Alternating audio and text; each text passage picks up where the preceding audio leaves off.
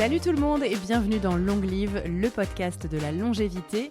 Long Live, le débrief avec David Ordono en face de moi qui râle et qui n'est pas content parce qu'il y a du bruit autour. Ça résonne un peu. Ça résonne un peu, mais bon, ça va aller. Nous débriefons de l'interview du docteur Christophe Degégère, le ponte de la longévité, du vieillissement, de la sénescence en France et à Paris. Alors toi, David, tu avais énormément réagi à la fin de l'interview, une fois qu'on était dans l'ascenseur, en disant mais qu'est-ce que c'est que cette histoire? C'est vrai que c'est fou quand même. Déjà se dire, on va envisager la vie plus longuement. Se pose une question, pourquoi en fait? Moi je me dis, pourquoi on court tout le temps après ce truc qui est un mythe en fait, parce qu'il en a parlé. Il a parlé d'immortalité et assez rapidement dans l'entretien. Il s'agit de repousser les choses quoi. Après, on en a déjà parlé finalement quand on a débriefé de l'interview de Charlie Dalin. Pourquoi toujours aller plus loin, mais en même temps, pourquoi pas? Tu vois, je veux dire, c'est aussi, encore une fois, le propre de l'être humain de toujours aller repousser les limites, que ce soit géographique, universel, médical, l'infiniment petit, l'infiniment grand. Donc, on ne peut pas reprocher finalement, je pense, à certains êtres humains d'aller chercher un peu toujours à progresser. C'est pas forcément pour s'obliger, pour obliger tout le monde à courir plus vite ou à aller voyager plus loin. Mais malgré tout, ça explore la connaissance et ça en rapporte quand même toujours quelque chose d'intéressant. C'est vertigineux quand même les chiffres qu'il a donnés en termes d'âge. L'espérance de vie est de 85 ans en gros pour une femme, de 80 ans pour un homme. Donc si tout le monde vieillit beaucoup plus longtemps, c'est fini pour les systèmes de retraite. Donc forcément, ça va grimper. Mais supposons demain qu'on puisse vivre 250 ans. Et si on peut vivre 250 ans entre nous, on peut vivre 350, on peut vivre 500, puisque ça veut dire qu'on aura cassé un système. Il faut juste qu'on sorte des 122 ans. Actuellement, l'espérance de vie théorique pour l'espèce humaine, c'est 122 ans. Tout le monde est d'accord là-dessus. Bon, ce qui est déjà un truc exceptionnel pour dire que tout le monde est d'accord là-dessus. Il faut qu'on sorte de ça. Ensuite, on verra. Ça, c'est fou quand même. Oui, c'est fou. Et alors, encore une fois, il met aussi bien dos à dos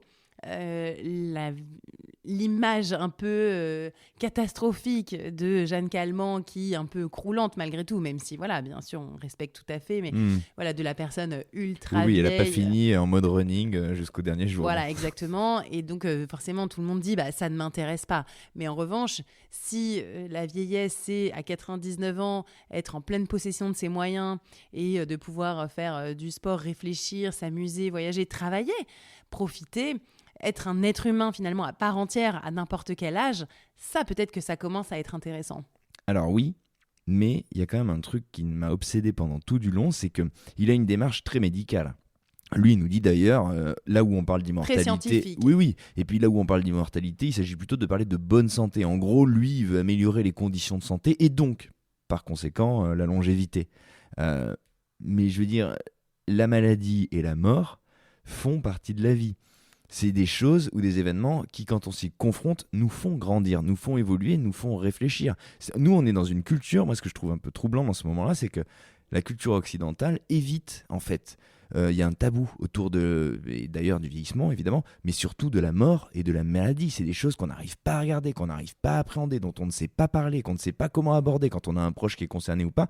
C'est des sujets qu'on ne veut pas, qu'on veut éviter. Ce qui n'est pas le cas dans d'autres cultures, comme en Orient par exemple, ou en Asie, où la mort est considérée d'une toute autre manière. En Inde ou même au Japon, c'est des choses dont on a beaucoup plus conscience et qui nous aident à vivre différemment et à appréhender le présent différemment. Du coup, moi je me dis, ok, si le but c'est d'éviter, entre guillemets, tous les obstacles, tu vois, si on te donne 200 ans à vivre, comment tu vas les utiliser tes 200 ans? De toute façon, il y a deux éléments dans ta réflexion, puisque repousser je fais comme toi, la vu, maladie. je fais des doubles. Oui, tu vois, j'ai déteint sur toi. Mais il y a deux éléments, en fait, finalement. Il y a le côté la maladie, la mort, est-ce que c'est normal? Tu vois, par exemple, il y a encore 200 ans, c'était tellement normal que des enfants meurent avant leur 5e année. Et finalement, les mères étaient déjà préparées. Et maintenant, c'est devenu insupportable et on ne peut plus l'envisager. Et voilà, la mortalité infantile a tellement diminué, et tant mieux. Et finalement, voilà, on a repoussé les limites de la qualité de vie pendant la grossesse et ensuite la santé des jeunes enfants et des mamans, hein, puisque le postpartum, c'était toujours aussi des moments très critiques pour la santé des mères, mourir en couche. Avant, c'était la normalité de mourir à 40 ans, 45 ans. Bon, maintenant, c'est la normalité de mourir à 80, 90. Donc, je pense qu'aussi notre normalité progresse au fil de notre culture. Donc, peut-être qu'il y a 500 ans, si tu disais, ah oui, mais on va tous vivre jusqu'à 90 ans, peut-être que tout le monde t'aurait dit, mais à quoi bon oh non, je ne veux pas être avec ma femme pendant 60 ans de mariage. Enfin, ce genre de choses. Aujourd'hui, voilà, ça amène à d'autres réflexions philosophiques sur la vie parce que la vie se prolonge. Mais tu vois, est-ce qu'il y a le bien et le pas bien, où est-ce qu'on met le curseur, pardon. Voilà, après, c'est toujours un débat un peu philosophique, mais pourquoi pas ? Là, tu me fais relativiser. Et oui, de toute façon, on va vers un allongement de la vie, quoi qu'il arrive, puisque les connaissances médicales augmentent. Maintenant, je veux dire, les maladies cardiovasculaires, comme mon grand-père a pu avoir, et voilà, le décès prématuré de mon grand-père, je veux dire, maintenant, ça n'arriverait plus, par exemple. Donc, lui, il est mort à 65 ans. Aujourd'hui, ça n'arriverait plus, ce genre de maladie. C'est beaucoup mieux pris en charge. On a complètement repoussé. On fait beaucoup de prévention, hein, aussi avec l'alcoolisme, le tabac. Donc, de toute façon, l'être humain, là, pour l'instant, la limite un peu qui a été pas encore dépassée, c'est 120 ans d'âge de vie. Mais par contre, la limite en pleine santé, elle est très basse. Et ça, on n'en a pas parlé pendant notre interview. Mais la limite en pleine santé en France, hein, donc un des pays les plus riches et en termes de prise en charge médicale très élevée, c'est à peine 60 ans, 65 ans, sans médicaments, sans dépendance à une maladie, etc. C'est encore très, très jeune. Ouais, c'est pas énorme. Je reprends une petite note. Parce que je me note des trucs, parfois je me demande ce que je... Oui, à un moment il dit, être dans la réalité, c'est cruel, et durer, c'est se discipliner. Tout à fait, il y a vraiment cette notion de travail, de discipline, de toujours se battre un peu plus fort contre la vieillesse qui progresse chaque année.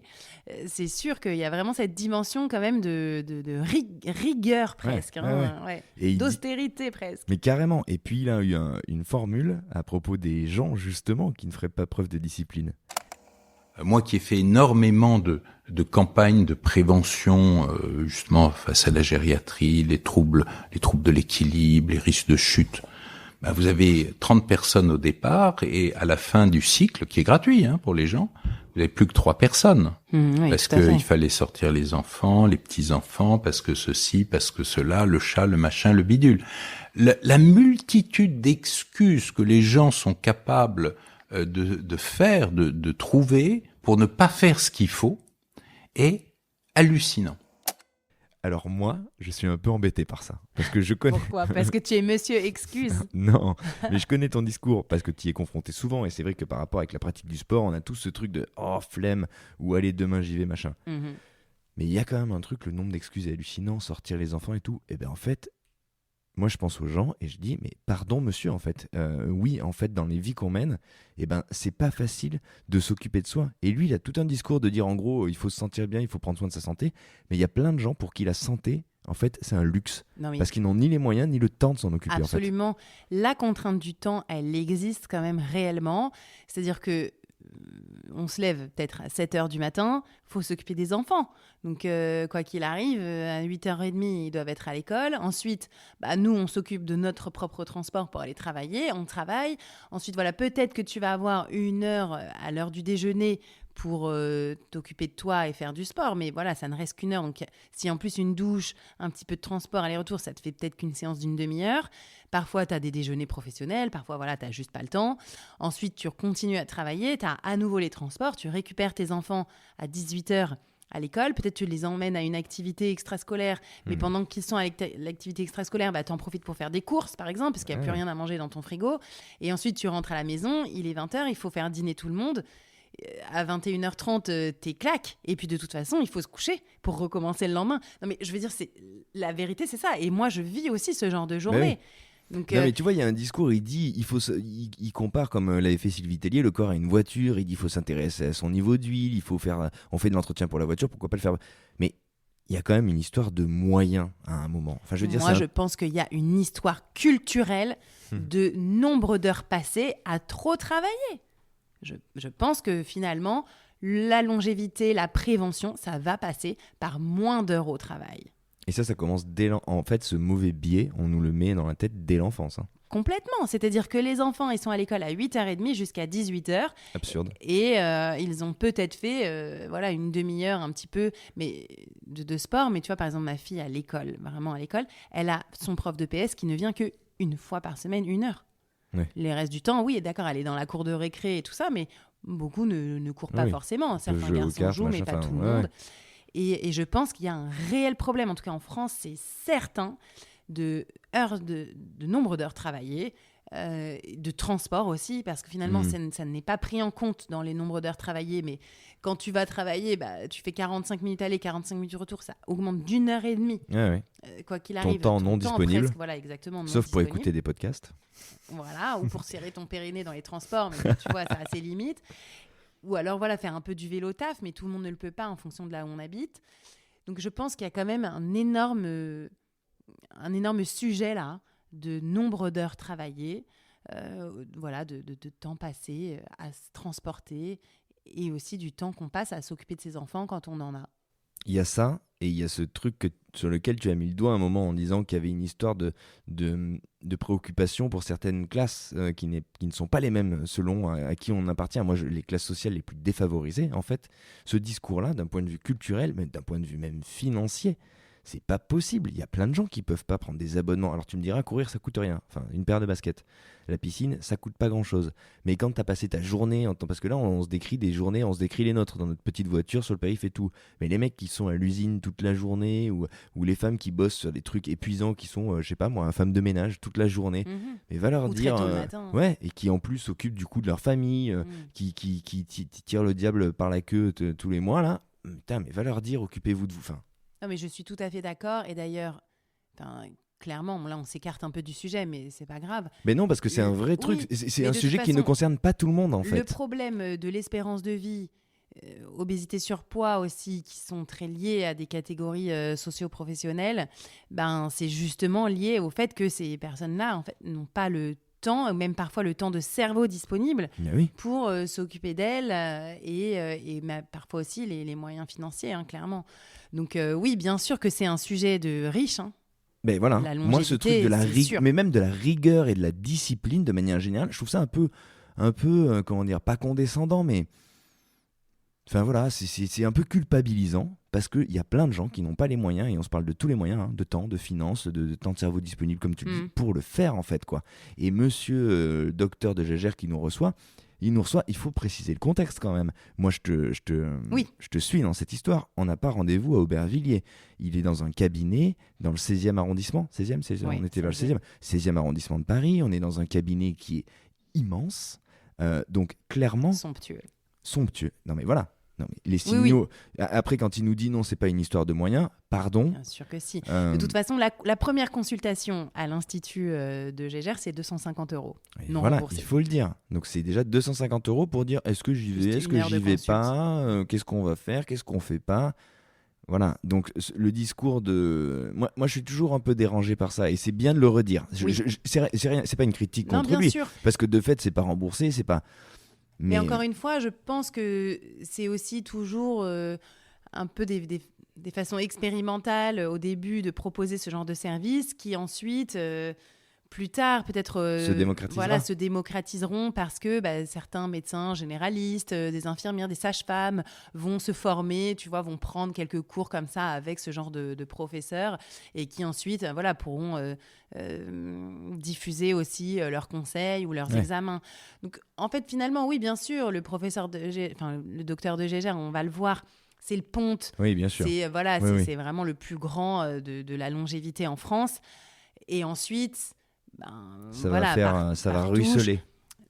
Je sais pas si ça ruisselle, mais en tout cas, ça augmente l'intérêt et au fil du temps, bien sûr, il se passe des choses.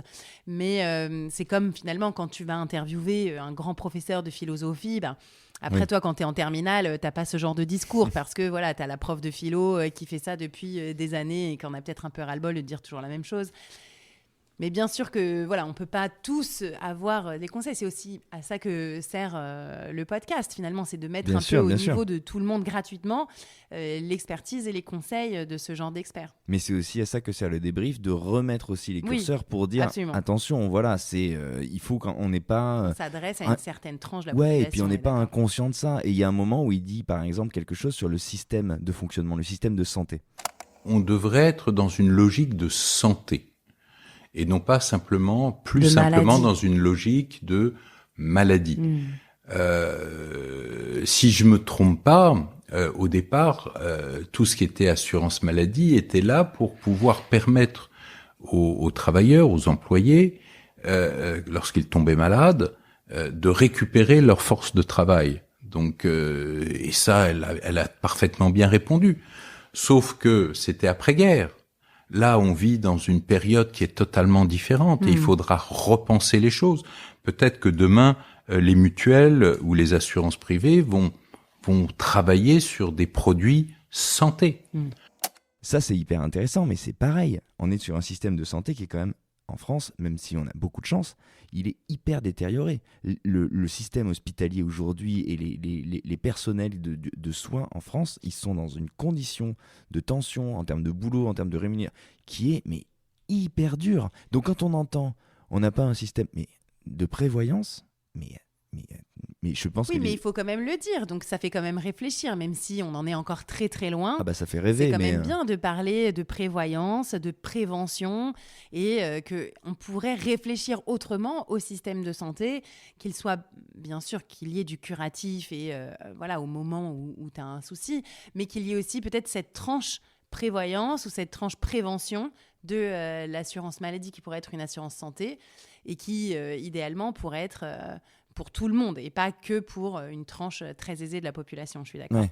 En fait, on s'est adressé à un pionnier. Moi, c'est ça que je me suis dit tout au long du truc. C'est un aventurier, un pionnier du truc qui finalement un peu trace un chemin qui n'existe pas. Et donc lui, en fait, il débroussaille, il va chercher les connaissances et il essaye avec son institut, qui est complètement différent de n'importe quel cabinet médical. Mais c'est bien aussi d'avoir ça, et je pense que il a quand même malgré tout la mesure d'un Européen ou d'un Français qui ne va pas non plus devenir complètement dingue d'une technique qui, 10 ans plus tard, s'avérera délétère. Donc je pense que c'est pas non plus le... Et c'est un vrai médecin le pour le coup. Furieux, ah oui, non. Voilà, c'est un vrai médecin, il Très garde mesuré. raison. Et finalement, ce qu'il donne, ça reste de la santé, mais c'est de la santé ultra personnalisée. Et moi, j'ai beaucoup aimé son discours sur l'assiette, où finalement il dit regardez ce qu'il y a dans l'assiette, c'est la médecine du siècle dernier. Aujourd'hui, on regarde ce qu'on absorbe et ce qu'il y a dans le sang après avoir mangé ce qu'on a mangé. Ça, c'est beaucoup plus intéressant parce que c'est vrai que finalement, tous les deux, si on mange le même plat, oui, c'est ce qu'il dit. Ouais. On ne va pas l'absorber pareil et on n'en bénéficiera pas de la même façon. Donc ça, c'était vraiment aussi hyper intéressant, vraiment d'aller chercher l'ultra-personnalisation de la médecine. Et c'est le futur, c'est là-dessus je que pense. repose tout son truc. C'est finalement de te dire, je vais vous étudier dans la plus grande précision pour vous dire après de quoi votre corps a besoin et comment vous allez finalement optimiser votre véhicule. Vous avez parlé aussi, et forcément, parce que c'est des référents, on y revient souvent, des zones bleues. Et tu sais, là, il dit, en fait, c'est une immense gifle pour nos civilisations.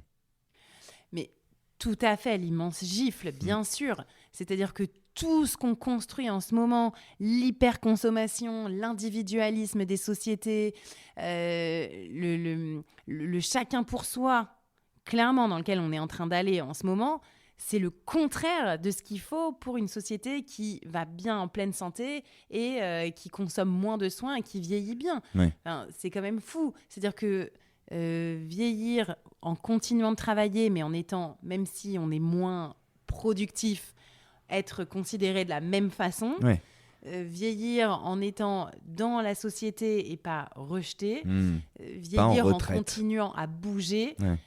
C'est ça, vous avez d'ailleurs détaillé les choses. Je te coupe parce que justement, c'est ce que vous avez dit. En gros, autour de quoi peuvent tourner les clés de notre longévité, et vous les avez énumérées de manière très claire. Et ça, tips pour les auditeurs, manger peu. C'est ce qui caractérise toutes les zones bleues. Manger peu, activité physique évidente, l'intégration sociale dont tu parlais. C'est pas parce que tu es à la retraite que tu travailles moins, mais tu fais toujours partie de la société, du groupe, de la famille. Mais tu travailles toujours quand même un peu. Ouais, un petit peu, ou en tout cas tu as toujours une activité sociale qui est considérée. Et le peu, voire l'absence de stress. Ça, c'est les 1, 2, 3, 4 facteurs que vous avez. C'est pas grand-chose, 4 facteurs. Je veux dire, on pourrait travailler là-dessus, manger peu, faire plus d'activité physique, rester intégré socialement et essayer de diminuer le stress. Ce qui est l'absolu contraire de ce que l'on vit aujourd'hui dans les sociétés industrialisées et qui, de plus en plus, au contraire, stressent les individus dès le plus jeune âge à fond, individualisent les gens en les mettant beaucoup chacun l'un contre l'autre, même dans des petites communautés, poussent à la sédentarisation massive, peu importe ta catégorie socio-professionnelle, et augmentent ta consommation alimentaire drastiquement avec des aliments ultra transformés qui sont ultra caloriques et très attractifs en fait. Donc en fait, on fait l'absolu contraire de ce qu'il faut en termes de longévité et de vie moins consommatrice de soins médicaux. C'est fou. Mais moi, cet épisode, pour le coup, quand on l'a enregistré, il y a plein de moments où je me suis dit, oh là là, mais en fait, c'est n'importe quoi, on fait n'importe quoi, on vit n'importe quoi, mais on se le dit souvent. Hein.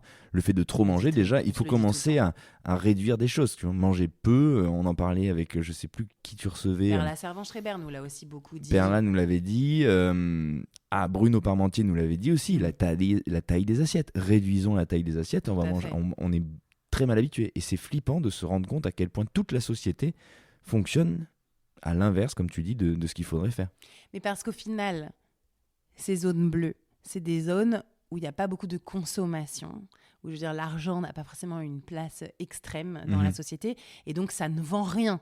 C'est-à-dire que vivre en société et continuer à travailler, ça ne vend rien. Manger peu, ça vend moins. La modération et la simplicité, ça n'est pas vendeur. Et donc, toi, tu le relis au système capitaliste. Bien sûr, mais c'est le problème du capitalisme. Enfin, je suis désolée, je ne suis pas frondeuse ni quoi, mais le capitalisme et la société de l'ultra-consommation, libéralisme, appelle-le comme tu veux, ça pousse à un déclin de santé permanent, en commençant par le stress, puisque toujours plus, j'ai pas assez, je suis pas assez, et donc augmentation du stress extrême. Et d'ailleurs, c'est marrant parce que le docteur de Gégère, malgré son cabinet luxueux dans un très bel immeuble, bien sûr, il appelle à la sobriété. Et finalement son cabinet est assez sobre. Ah oui, vraiment. Tu vois, c'est pas clinquant. Non, c'est grand, mais il y a rien de, c'est pas bling. Tu sens que lui a l'air de s'habiller de façon tout à fait simple, normale, et tu sens pas la rutilance. Exactement. Et j'ai trouvé que finalement il y avait une concordance quand même avec ses propos, même dans sa façon de parler. Il y a quand même eu aussi un peu d'espoir. C'est peut-être bien de finir là-dessus, mais moi j'ai halluciné sur l'idée de me dire que en fait, la longévité peut augmenter, on peut travailler à ça, et on va peut-être même pouvoir rajeunir. À un moment, il dit ça quand même. C'est dingue. Et il y a des exemples qui sont très clairs.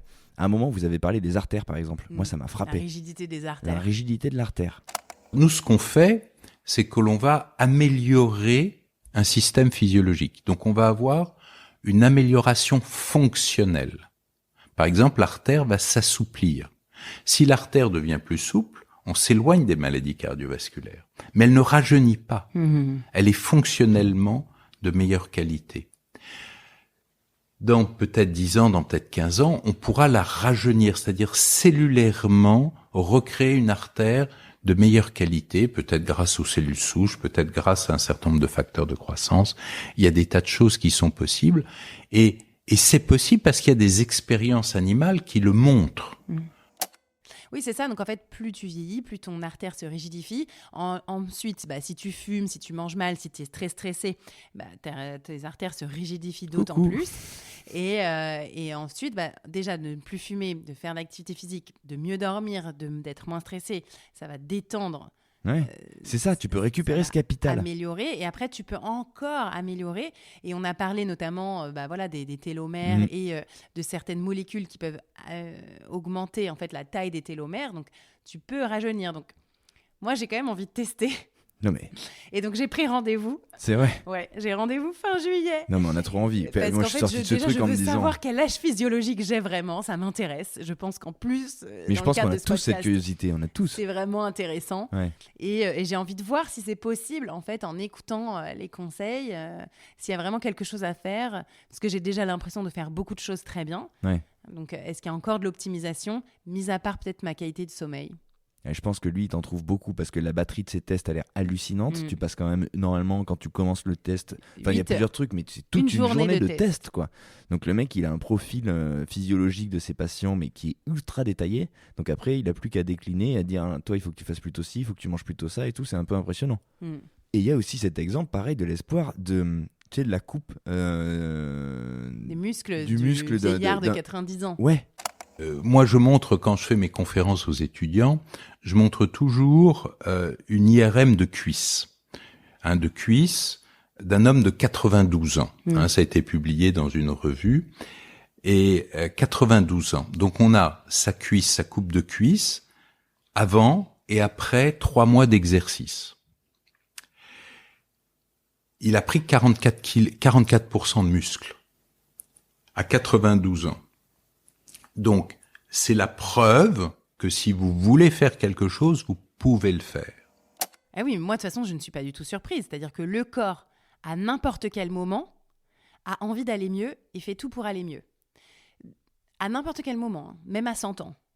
Et ça, je pense que tous les médecins qui travaillent la longévité le savent et donc ont envie d'aller voir ce qui se passe derrière quand tu fais déjà tout bien et du coup, qu'est-ce que ça va donner. Donc, moi, je pense qu'on va prolonger la durée de vie, mais aussi la durée de la qualité de vie en bonne santé. C'est sûr, c'est vers là qu'on va. C'est aussi pour ça que j'ai créé ce podcast. Déjà pour avoir toutes ces informations un peu techniques, scientifiques, médicales, mais aussi pour se donner envie. Ça donne très envie pour le coup. Moi, quand j'entends des trucs comme ça... Voilà, parce que tu vois, ça vaut le coup, quoi. Si tu fais bien ton sport, bien dormir, stresse moins, tu as une vie plus longue. Mais aussi, vie plus longue, ça veut dire que là, tu diminues ton stress et que tu n'as pas besoin de tout faire avant 50 ans. C'est-à-dire que, tu vois, si tu vis jusqu'à 100 ans bien, et ben dans ce cas-là, tu peux peut-être envisager, tu vois, de changer de carrière à 55 ans et que c'est pas trop tard. Et que c'est pas trop tard pour acheter un appart ou pour monter une entreprise même à 60 ans, que t'es pas trop vieux, qu'au contraire, tu seras toujours super bien pour profiter de tout ça. Ou si tu veux te faire une année de voyage, attends, tu vois, t'es pas obligé de la faire tout de suite parce que si tu fais un peu tout bien, ton année super cool de voyage, tu pourras te la faire un peu plus tard. Ou bien, au contraire, tu peux te la faire tôt puisque tu sais que tu peux commencer à travailler plus tard. Ça modifie ton rapport à la vie. Ça modifie ton rapport au temps. Ouais. Donc, voilà, on n'est plus obligé de courir pour avoir terminé de tout payer ses dettes à 60 ans. Peut-être que, tu vois, tu peux continuer d'envisager une vie ultra remplie après 60 ans et profiter différemment du temps que tu as sur la planète. Donc, diminuer ton stress. Et ça, je trouve que ça peut être hyper intéressant à voir comme ça. Ça prend du temps d'avoir un rendez-vous chez lui? Alors non, tu vois, moi j'ai rendez-vous fin juillet, donc non. Par contre, c'est 250 € la consultation. Et donc après, c'est en fonction de ton budget que tu choisis les tests à faire. Donc moi, je vais voir. Et je pense que je vous raconterai au fil de mon expérience, de ce qui s'est passé, ce qu'on m'a dit. Et je pense que j'essaierai de documenter tout ça parce que c'est vraiment intéressant. Là, on se fait un débrief, je t'interview total, je veux tout savoir, quoi. Voilà. Trop bien. En tout cas, moi, j'ai vraiment été très contente d'écouter le docteur de Gégère parce que, comme tu dis, c'est un aventurier, c'est un précurseur, mais c'est vers là qu'on va. Il n'est pas dans notre réalité aujourd'hui, mais il trace une voie. C'est vers là qu'on va. Et moi, quand j'en parle à certains amis médecins, ils sont très intéressés par tout ça. Ils ont envie. Parce que c'est aussi une autre façon de proposer de la médecine. C'est plus moderne, c'est moins dans l'urgence de la maladie et plus dans l'éducation, la prévention. On n'attend pas d'être malade pour savoir ce qu'on est et ce dont on a besoin. Guider ses patients sur un chemin. Alors moi je pense que c'est vers là qu'on va et on n'arrêtera pas ce progrès qui en est un. Et voilà, donc il faut aussi aller dans le monde dans lequel on vit. Tout n'est pas mal. Bien sûr qu'il y a des dérives, il y aura toujours des fous qui te diront tu vas vivre jusqu'à 1000 ans, congelé, je sais pas quoi, n'importe quoi. Non, mais lui, c'est plus un super médecin, en fait. Il y a un petit côté super médecin, un peu plus pointu, un peu plus poussé. Alors oui, ça coûte aujourd'hui peut-être un peu plus cher et peut-être que demain, ce sera moins le cas. Mais lui, voilà, il a ce côté un petit peu, je pousse les curseurs de la médecine, de l'analyse, de l'observation pour prodiguer des conseils, du coup, beaucoup plus personnalisés, quoi. Et surtout, il a les cojones, comme on dit, de s'affranchir d'un remboursement pour pouvoir proposer ce qu'il veut, en fait. Donc, du coup, il s'est un peu défait du système de santé dans lequel on est pour l'instant. Il a eu le courage de s'en extraire complètement et de proposer sa solution qui, du coup, c'est vraiment un entrepreneur pour le coup. Il n'est pas du tout dans le système médical de soins communs. Oh, tu vas rajeunir. Tu crois? Je sais pas. On verra. Moi, pour l'instant, vraiment... L'idéal pour moi de rajeunissement, ce serait vraiment d'avoir moins mal au dos et de mieux dormir. Là, tu vois, dormir comme un bébé, quoi. Oh. Ouais, ça serait, je pense, un facteur vraiment de rajeunissement pour moi. Bon, on va voir ce qu'il va nous dire. De plus dormir comme une petite vieille qui dort pas bien. Il va te donner les clés. J'espère. Donc voilà, je vous raconterai.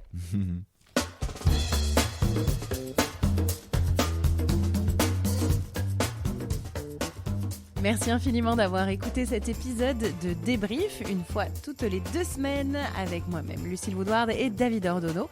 On vous retrouve tout bientôt pour un prochain épisode. D'ici là, mangez bien, faites du sport, dormez, déstressez et passez du temps avec vos amis. Salut!